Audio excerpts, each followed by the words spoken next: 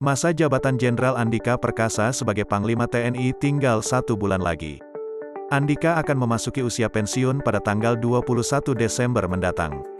Jika merujuk pasal 53 Undang-Undang Nomor 34 Tahun 2004 tentang Tentara Nasional Indonesia, prajurit melaksanakan dinas keprajuritan sampai usia paling tinggi 58 tahun bagi perwira dan 53 tahun bagi bintara serta tamtama.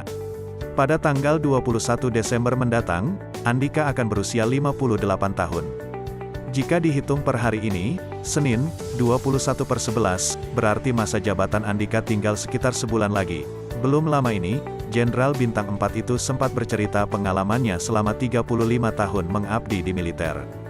Hal itu diceritakan Andika saat memberikan pengarahan para perwira yang ikut pendidikan program Command and Staff Course dan Intermediate Staff Course yang diadakan oleh Akademi Pertahanan Brunei Darussalam.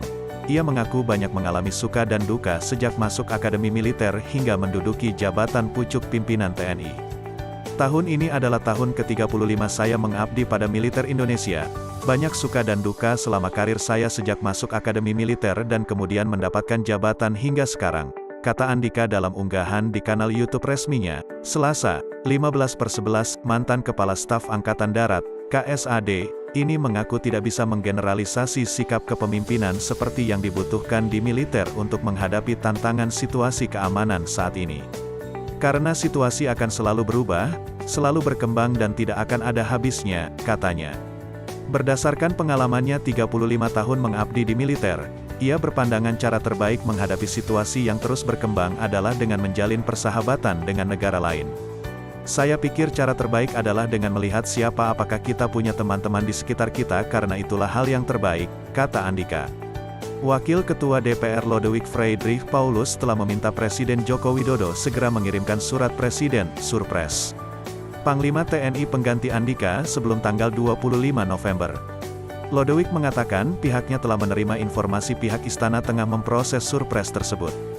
Dia meminta semua pihak menunggu, termasuk soal nama-nama yang akan disodorkan Jokowi.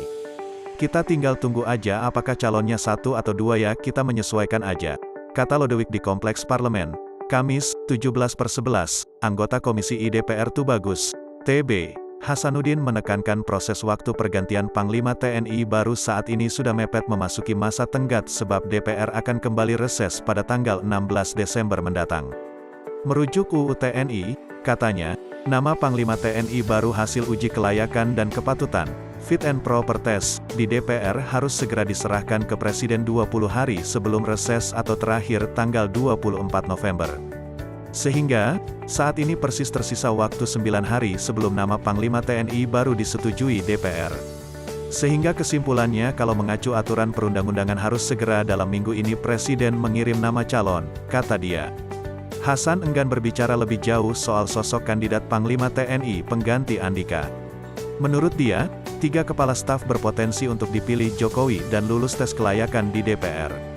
Ketiganya masing-masing KSAD Jenderal Dudung Abdurrahman, KSAL Laksamana TNI Yudo Margono, dan KSAU Marsekal TNI Fajar Prasetyo. Namun, nama KSAL Yudo disebut menguat melihat tradisi giliran penunjukan Panglima dari ketiga matra tersebut.